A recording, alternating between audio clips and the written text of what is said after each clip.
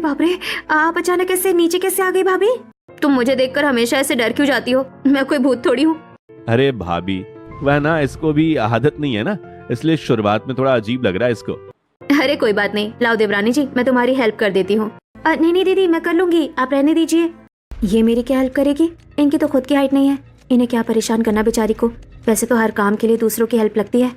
सुमन अपनी देवरानी की मदद करने के इरादे से रसोई में आई थी, इसलिए वो जोर देकर उर्मी से कहने लगती है।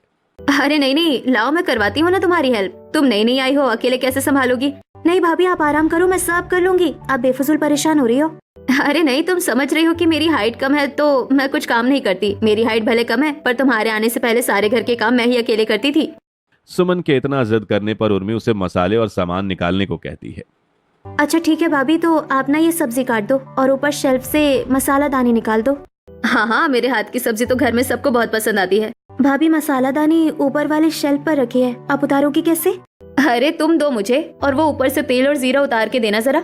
लीजिए भाभी, ये रहा तेल और ये जीरा। अरे अब गरम मसाला और पूरी मसाला दानी उतार के दे दो ना। जब मुझे ही सारा सामान उतार उतार कर नीचे देना पड़ रहा है तो इससे अच्छा तो मैं खुद ही खाना बना लेती। हेल्प करने आई है या मुझसे काम करवाने? किचन में सारा सामान ढूंढते ढूंढते जब उर्मी को कोई डिब्बा नहीं मिलता तो बस सुमन को बताती है, जिसके बाद सुमन उससे ऐसी बात कहती है जिसे सुनकर सुमन के होश उड़ जाते हैं। दीदी, ये बेसन का डिब्बा कहाँ रखा है? मुझे तो दिख नहीं रहा। अरे वहाँ ऊपर वाले शेल्फ के पीछे रखा है। कहाँ भाभी? मुझे तो नहीं दिख रहा। अरे तो मुझे गोदी में उठाओ, मैं गोदी में चढ़कर तुम्हें डिब्बा निकाल के बताती हूँ। अरे देवा, लोग बच्चों को गोदी में उठाते हैं, मुझे क्या अब अपनी जेठानी को गोदी में उठा उठा कर रसोई का काम करवाना पड़ेगा? अरे क्या सोच में लग गई हो? उठाओ ना जल्दी से मुझे गोदी में, निकाल कर देती हूँ बेसन का डिब्बा। एक तो बेचारी नई नई बहू उर्मी, ऊपर से उसकी जेठानी का आदेश। बेचारा मरता क्या ना करता तो उर्मी को अपनी जेठानी को गोद में उठाना ही पड़ जाता है। वहीं सुमन फटाफट से बेसन का डब्बा निकालती है और इतराते हुए उर्मी से कहती है, मैं ना सब काम कर लेती हूँ, बस किचन में कभी देवर जी गोदी में उठाकर सामान निकलवा देते हैं तो कभी मम्मी जी हेल्प कर देती है। बाकी सारा काम तो मैं खुद ही करती हूँ। हाँ हाँ, पूरे घर वालों को गोदी उठाने में परेशान करके सारा काम खुद करती है, इसमें कौन सी बड़ी बात हो गई? जिसके बाद उर्मी के साथ मिलकर सुमन रसोई का काम निपटाती है और फिर शाम के वक्त भोला यश से कहते हैं, अरे यश बेटे, बहू को जरा बाहर मॉल वॉल घुमा लाओ ना, बेचारी घर में बोर हो रही है। हाँ पापा, आइडिया तो बहुत सही है। हाँ तो एक काम करो, तुम सब लोग साथ में चले जाओ, थोड़ा घूमना फिरना हो जाएगा और आपस में मेल मिलाप भी हो जाएगा। हाँ हाँ, मजा आएगा, मैं भी चलूंगी भैया। हाँ ठीक है, एक काम करते हैं, सुमन को भी साथ ले लेते हैं, वह भी काफी दिनों से बाहर नहीं गई है। हे भगवान, ये भी जाएगी? अब तो 6 फीट की देवरानी और 2 फीट की जेठानी को एक साथ मॉल में घूमते देख लोगों का मजाक बनना तय है। नई बहू होने की वजह से उर्मी किसी से ज्यादा कुछ कह नहीं पाती, जिसके बाद सभी लोग घर से मॉल घूमने के लिए निकल पड़ते हैं। भाई घर से निकलते वक्त पड़ोसियों की नजर उर्मी और सुमन पर पड़ती है। उनका फुसफुसाना शुरू हो जाता है, देखो देखो भाई, लंबी देवरानी की 2 फुट की जेठानी। सही कहा, क्या अजीब जोड़ी लग रही है, सर्कस का शो लग रहा है बिल्कुल। पड़ोसियों की बेतुकी बातों को अनसुना करके पूरा परिवार जैसे तैसे मॉल के अंदर दाखिल होता है। वहां उर्मी का मूड तो पहले से ही खराब था, इसलिए वो अपने मन को बहलाने के लिए कपड़ों की तरफ जाती है, जहां वह एक सुंदर सी ड्रेस उठाकर यश से पूछती है, यश देखना, ये ड्रेस कैसी लग रही है मुझ पर? अरे मुझे ना लेडीज कपड़ों की समझ नहीं है, तुम ना भाभी को दिखाकर पूछो। इसके बाद उर्मी अपने आसपास सुमन को ढूंढने लगती है, लेकिन भीड़ में 2 फीट की सुमन कहीं गायब हो चुकी थी। अरे अभी तो भाभी यही मेरे पास ही थी, अचानक कहाँ गायब हो गई? भीड़ में कहीं खो तो नहीं गई? अरे, और ये अचानक से मेरे पैर को नीचे से मुझे किसने पकड़ लिया? अरे देवरानी जी, आप ऊपर कहाँ आसमान में ढूंढ रही हैं? ये रही मैं, आपके ठीक नीचे। मॉल की इस भीड़ में कोई धक्का ना मार दे या मैं किसी के पैरों में ना आ जाऊं, इसलिए मैं आपका पल्लू और पैर पकड़कर साथ साथ चल रही थी। अच्छा अच्छा भाभी, आप नीचे थी, मुझे तो लगा कि कोई छोटा सा बच्चा है जो खेलते खेलते मेरा पैर पकड़कर लटक गया है। अभी उर्मी अपनी जेठानी की इस हरकत पर मनी मन झुंझला ही रही थी कि तभी अचानक मॉल में उर्मी को उसकी कॉलेज की पुरानी सहेली प्रिया मिल गई। प्रिया को देखकर उर्मी, अरे उर्मी, तू यहाँ? शादी के बाद तो तू बिल्कुल बदल गई है। अरे यार प्रिया, कितने टाइम बाद मुलाकात हुई है, कितना अच्छा लग रहा है ना? अच्छा, किसके साथ आई है और तेरे हस्बैंड कहाँ है? अपने हस्बैंड से नहीं मिलवाएगी? अरे हाँ, मैं यहाँ अपनी फैमिली के साथ आई हूँ। ये देखो, ये है तेरे जीजू, ये मेरे जेठ जी हैं और ये मेरी ननंद रिया। अरे वाह, सब लोग साथ में आए हैं। अरे उर्मी, तुम भाभी से मिलवाना तो भूल ही गई। प्रिया जी, ये देखिए, ये हमारी बड़ी भाभी हैं। जैसे ही प्रिया की नजर नीचे खड़ी 2 फीट की सुमन पर पड़ी, उसकी आंखें फटी की फटी रह गईं। उसने सुमन को कोई छोटा बच्चा समझ लिया था। ये भाभी, ये 2 फुट की, ये तो कोई छोटी बच्ची लग रही है। उर्मी तू मजाक कर रही है? अरे ये कोई बच्चा नहीं है, ये मेरी सगी जेठानी है। यार ये 2 फुट की तेरी जेठानी है सच में? यार तू इतनी लंबी और तेरी जेठानी इतनी छोटी, क्या जोड़ी है भाई। लंबी देवरानी 2 फुट की जेठानी है। हे भगवान, इस 2 फुट की जेठानी की वजह से आज मेरी सहेली के सामने मेरी धज्जी उड़ गई। कितनी शर्मिंदगी महसूस हो रही है मुझे। मॉल में अपनी सहेली से अपनी बेइज्जती करवाकर उर्मी जुझलाती हुई घर आ जाती है। ऐसे ही कुछ दिन बीत जाते हैं और कुछ दिनों के बाद एक दिन दोपहर के समय घर में ताजी सब्जियों की जरूरत होती है, तो हीर उर्मी को बुलाती है। अरे बहू, तुम ना जरा जाकर बाजार से ताजी सब्जियां ले आओ। अरे माँ जी, मुझे ना सब्जियां परखना और भाव ताव करना आता ही नहीं है। मैंने आज तक कभी सब्जियां नहीं खरीदी। अरे तुम्हें अकेले कौन भेज रहा है? अपनी जेठानी को साथ ले जाओ। हमारी सुमन तो सब्जी खरीदने में एक्सपर्ट है। हे भगवान, भाभी जाएंगी तो फिर से मुझे उन्हें गोदी में उठा उठा कर चलना पड़ेगा। ये कौन सी मुसीबत मेरे गोले पड़ गई भगवान। उर्मी अपने मन में सोच रही थी, तभी सुमन तैयार होकर जाने के लिए बाहर आ जाती है। वही भारी मन से उर्मी को सुमन के साथ बाजार आना पड़ता है, जहाँ बाजार में भीड़ में 2 फीट की सुमन सीधे सब्जी वाले ठेले के पास जा खड़ी होती है। भैया टमाटर क्या भाव दिए और ये आलू कैसे लगाए हैं? अरे ये आवाज कहाँ से आ रही है? नीचे से? कौन बोल रहा है भाई? सामने तो आओ। अरे भैया, मैं नीचे ही तो खड़ी हूँ ठेले के पास, आप ऊपर ही देखे जा रहे हो।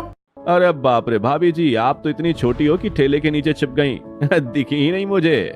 अरे देखो भाई देखो, ये छोटा सा बच्चा सब्जी खरीदने आया है क्या? अरे भाई ये बच्चा नहीं है, हमारी पुरानी कस्टमर हैं। अरे इसके तो माथे पर सिंदूर भी लगा है। इस छोटे से बच्चे की शादी भी हो गई क्या? अरे बहन जी, आपके इस छोटे से बच्चे की इतनी उम्र में शादी करवा दी आपने क्या? बाजार के लोग उर्मी को सुमन की माँ समझ लेते हैं और उसका मजाक उड़ाने लगते हैं। वही उर्मी का चेहरा गुस्से और शर्मिंदगी से लाल हो जाता है और वह बड़बड़ाते हुए गुस्से में घर चली आती है। आज के बाद ना मैं इस जेठानी के साथ कभी बाजार नहीं आऊंगी। जहाँ भी जाती हूँ इनकी इस 2 फीट की हाइट की वजह से मेरी बुरी तरह इंसल्ट हो जाती है। बाजार की बेइज्जती के बाद उर्मी का मन पूरी तरह से खट्टा हो चुका था। वह किसी भी कीमत पर सुमन के साथ बाहर जाने से बचना चाहती थी, लेकिन उसी शाम सास हीर अपनी दोनों बहुओं को मंदिर जाने के लिए कहती हैं। अरे बहू, आज ना तुम दोनों एक काम करो, मंदिर चली जाओ और वहाँ मैंने जो मन्नत मांगी थी उसका प्रसाद चढ़ाओ। अरे माँ जी, मेरी ना अचानक से तबीयत बहुत खराब लग रही है, सिर में बहुत तेज दर्द है। आप ना जेठानी जी को ही भेज दीजिए। अरे बहू, सुमन अकेले मंदिर कैसे जाएगी? रास्ते में इतनी भीड़ होती है। आप रिया को भेज दीजिए ना उसके साथ। मेरी तो हिम्मत बिल्कुल नहीं हो रही बाहर जाने की। मंदिर जाने से इनकार करने के बाद उर्मी किचन की ओर चली जाती है, लेकिन सुमन भी उसके पीछे पीछे आ पहुंचती है, क्योंकि घर पर कुछ मेहमान आने वाले थे। अरे देवरानी जी, मंदिर नहीं जा रही तो कोई बात नहीं, घर पर कुछ रिश्तेदार आने वाले हैं, जरा किचन में मेरी मदद कर देना। यार ये इतनी सी गठीली क्यों है भगवान? इनकी लंबाई इतनी कम क्यों है? हमेशा अपनी इस हाइट की वजह से मुझे परेशान करती रहती है। भाभी, आप खुद परेशान क्यों होती है और मुझे क्यों परेशान कर रही है? आप रहने दीजिए, मैं सब कर लूंगी। अरे ये तो सामान देने में भी चिढ़ रही हैं। आज के बाद मैं इससे किसी काम के लिए नहीं कहूंगी। जिसके बाद सुमन बेमन से ही अपने नंद के साथ मंदिर चली जाती है। वहीं उर्मी सारे खाने की तैयारी करती है और रात के खाने के वक्त जब रिश्तेदार और पड़ोसी डाइनिंग टेबल पर जमा होते हैं तो सुमन फिर से अपनी देवरानी से मदद मांगती है, लेकिन वही उर्मी का चिड़चिड़ापन बढ़ता ही जा रहा था। देवरानी जी, अगर तुम मुझे अपनी गोद में उठा लो तो मैं ऊपर से सबको कटोरी में खाना परोस दूंगी। अरे नहीं भाभी, आप आराम से बैठिए ना, मैं खुद सबको खाना परोस दूंगी। आपको गोदी उठाने की कोई जरूरत नहीं है। अरे नहीं नहीं, मैं तुम्हारी हेल्प करवा दूंगी तो तुम्हारा काम आसान हो जाएगा। इसमें हेल्प क्या होगी? एक तो आपको गोदी में उठाऊं और ऊपर से खाना भी परोसूं। इससे अच्छा तो मैं अकेले काम कर लूंगी। इतना सोच उर्मी अपनी भाभी को खाना परोसने के लिए मना कर खुद ही खाना परोस देती है। वहीं खाना खाने के बाद सास हीर ने दोनों बहुओं को ताजी हवा खाने के लिए पास के पार्क में टहलने भेज दिया, लेकिन पार्क में भी पड़ोसियों के ताने उर्मी का पीछा नहीं छोड़ते। अरे बहुओं, कितना अच्छा मौसम हो रहा है, जाओ थोड़ा पार्क में घुमाओ, टहल लोगी तो खाना भी पच जाएगा। सास के जोर देने पर उर्मी सुमन के साथ सामने के पार्क में टहलने के लिए जाती है। अरे उर्मी, तुम्हारी इतनी छोटी जेठानी है 2 फीट की, तुम्हें उनके साथ घूमते हुए हंसी नहीं आती? घर में कैसे मैनेज करती हो तुम इनको? मुझे तो इन्हें देखकर ही अजीब लगता है। अरे भाभी, अब क्या ही बताऊं, जो है सो है। अब घर के सदस्य है तो झेलना तो पड़ता ही है, कर भी कह सकते हैं। अरे देवरानी जी, तुम भी टहलो ना मेरे साथ, कितना अच्छा लग रहा है यहाँ खुली हवा में। अरे इनके साथ टहलूंगी तो लोग फिर से मुझे इनका बच्चा या इनके केयर टेकर समझ लेंगे।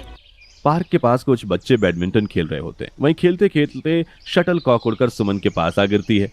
अरे रुकना बच्चों, मैं देती हूँ, तुम्हारी चिड़िया देती हूँ। सुमन नीचे झुककर शटलकॉक उठाती है और बच्चे को देने आगे बढ़ती है। तभी एक बच्चा शॉट मारने के चक्कर में जोर से बैडमिंटन घुमाता है और रैकेट सीधा सुमन के सिर पर लग जाती है। आउच, उफ मेरा सिर। अरे आंटी, आपके बच्चे के सिर पर चोट लग गई है, वो सिर पकड़कर बैठा आपका बच्चा। अरे यार, फिर से इस जेठानी की वजह से पड़ोसियों के सामने मेरा मजाक बन गया। अरे बेटा, ये आंटी का बच्चा नहीं है, ये तो इनकी 2 फीट की जेठानी है। बॉनी है तो क्या हुआ, जेठानी तो है ना। उर्मी फिर एक बार अपनी जेठानी की वजह से शर्मिंदा होकर घर लौटती है, जिसके बाद फिर अगले दिन सुबह रसोई का राशन खत्म हो गया था। उर्मी सामान ढूंढने के लिए स्टोर रूम की तरफ जाती है, वहीं सुमन भी उसके पीछे पीछे आती है। अरे भाभी, ये राशन का सामान कहाँ रखा है? नया राशन आया था ना? अरे वो स्टोर रूम में ऊपर वाली भारी अलमारी में रखा है, सारा सामान हम वही इकट्ठा रखते हैं। मैं खुद ही जाकर सामान निकाल लेती हूँ। अगर भाभी को साथ ले गई तो फिर से वही गोदी उठाने वाला ड्रामा शुरू हो जाएगा। उर्मी स्टोर रूम में जाकर ऊंची अलमारी से भारी राशन का डब्बा निकालने लगती है, लेकिन अचानक उसका संतुलन बिगड़ जाता है और अलमारी पर रखे भारी बक्से और लोहे की रेक उसके ऊपर गिरने लगते हैं। बचाओ बचाओ यश, माँ जी बचाओ। देवरानी जी संभालो। इतना कहकर 2 फुट की सुमन ने बिना अपनी जान की परवाह की आगे बढ़कर छोटी सी जगह में घुसकर उर्मी को धक्का दे दिया और खुद उस भारी सामान के नीचे दब गई। वही धमाके की आवाज सुनकर पूरा परिवार भागकर स्टोर रूम में पहुंचता है, जहां उर्मी सही सलामत होती है, लेकिन सुमन को भारी चोटें आई होती हैं। भाभी, ये क्या कर दिया आपने? आपने मुझे बचाने के लिए अपनी जान जोखिम में डाल दी। आपको कितनी चोट लग गई? देवरानी जी, आप ठीक तो है ना? अगर परिवार में हम एक दूसरे का ख्याल नहीं रखेंगे तो कौन रखेगा? कद छोटा होने से इंसान छोटा नहीं होता, सोच और दिल बड़ा होना चाहिए। भाभी मुझे माफ कर दीजिए, मैं कितनी बेवकूफ थी। मैं हमेशा आपकी हाइट और आपके छोटे कद से चिढ़ती रही, लेकिन आपका दिल कितना बड़ा है ये मुझे आज समझ आया। देखा बहू, मैंने कहा था ना कि हमारी बड़ी बहू देखने में भले ही छोटी है, लेकिन इसका दिल इस घर में सबसे बड़ा है। इसने पूरे घर को संभाल रखा है। उर्मी के मन में सुमन के लिए जो भी था वो अब सम्मान में बदल चुका था। वहीं शाम ढलते ही ननद रिया का मन चटपटा खाने को करता है। वो दौड़ती हुई अपनी माँ हीर के पास आती है और गोलगप्पे खाने की जिद करने लगती है। माँ, ओ माँ, मेरा ना बहुत मन कर रहा है तीखे तीखे गोलगप्पे खाने का। चौराहे वाले गोलगप्पे वाले के यहाँ चले ना? हाँ हाँ बेटा, क्यों नहीं, जरूर खाने जाओ। एक काम करो, अपनी दोनों भाभियों को भी साथ ले जाओ, बेचारी घर में बैठे बैठे बोर हो रही होंगी। उर्मी, जिसे अब धीरे धीरे अपनी जेठानी सुमन की सादगी और अच्छाई की अहमियत समझ में आने लगी थी, वह इस बार बिना किसी नखरे के अपने जेठानी के साथ जाने के लिए तुरंत और खुशी खुशी राजी हो जाती है। हाँ माँ जी, बिल्कुल, हम तीनों साथ में ही चलते हैं। भाभी चलिए ना, बहुत मजा आएगा। वाह देवरानी जी, चलो चलो, आज तो बहुत सारे तीखे गोलगप्पे खाएंगे। तीनों बाजार के चौराहे पर गोलगप्पे वाले ठेले पर पहुंचती हैं, जहां ठेले पर काफी भीड़ होती है। वहीं गोलगप्पे वाला रिया और उर्मी को तो दोने थमा देता है, लेकिन 2 फीट की सुमन भीड़ में नीचे खड़े होकर इंतजार ही करती रह जाती है। ये लीजिए आपका तीखा पानी वाला गोलगप्पा और आपका मीठा वाला। अरे भैया, मुझे भी तो दो ना, कब से तो दोनों हाथ में लिए खड़ी हूँ नीचे। अरे बाप रे, अरे ये बच्चे इतने नीचे मैं गोलगप्पे कैसे खिलाऊं? और सुन, इतना तीखा पानी मत मांग, तुझे मिर्ची लग जाएगी। जा अपने घर जा। अरे भैया, तमीज से बात कीजिए, ये कोई बच्ची नहीं है, ये हमारी बड़ी भाभी है। तभी ठेले के पास खड़े 2 आवारा लड़कों की नजर सुमन पर पड़ी और वो जोर जोर से मजाक उड़ाने लगे। अरे देखो भाई, इतनी छोटी आंटी, 2 फीट की आंटी गोलगप्पे खाने आई हैं। अरे भाई ध्यान से देख, इस 2 फीट की आंटी तो देखने में शादीशुदा लग रही हैं। अरे इतने छोटी उम्र में ही शादी हो गई क्या आंटी जी आपकी? अरे लगता है इनकी मम्मी ने कंप्लान नहीं पिलाया बचपन में। कोई नहीं आंटी, अब पी लो, हो सकता है थोड़ी सी लंबाई बढ़ जाए। लड़कों के इन तीखे तानों से अब तक चुप रहने वाली देवरानी उर्मी का खून खौल उठता है। खबरदार, जो मेरी जेठानी के बारे में एक शब्द भी और बोला, तुम लोगों की हिम्मत कैसे मेरी जेठानी जी का मजाक उड़ाने की? अरे अरे देवरानी जी, रहने दो ना, जाने दो। मुझे तो बचपन से लोगों के ऐसे ताने सुनने की आदत है, मुझे फर्क नहीं पड़ता कोई कुछ भी कहे। नहीं भाभी, अब बहुत हो गया। अब तक मैं बेवकूफ थी जो चुप रही, लेकिन अब आपके इंसल्ट में एक सेकंड भी नहीं सुनूंगी। इन आवारा लड़कों की बैंड तो आज मैं ही बजाऊंगी।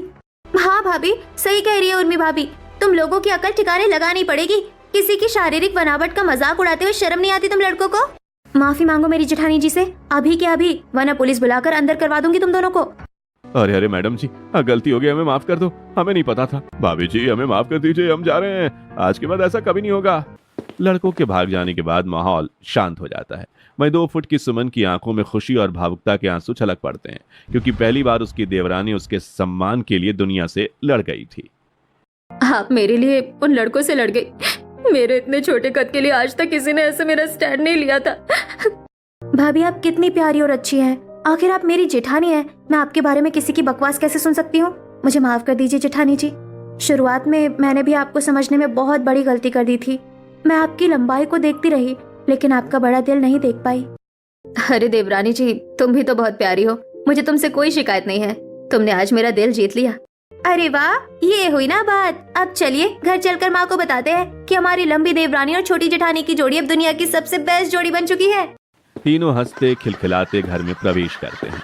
वहीं घर में प्रवेश करते ही उर्मी ने गर्व से अपनी जेठानी सुमन का हाथ थाम रखा होता है। वहीं सारे गिले शिकवे मिट चुके थे और 6 फीट की देवरानी तथा 2 फीट की जेठानी का यह परिवार अब हमेशा के लिए प्यार के बंधन में बंध गया होता है। दोस्तों, आपको ये स्टोरी कैसी लगी कमेंट करके जरूर बताइएगा और साथ ही ये भी बताइएगा कि हमें अगली वीडियो किस टॉपिक पर बनानी चाहिए।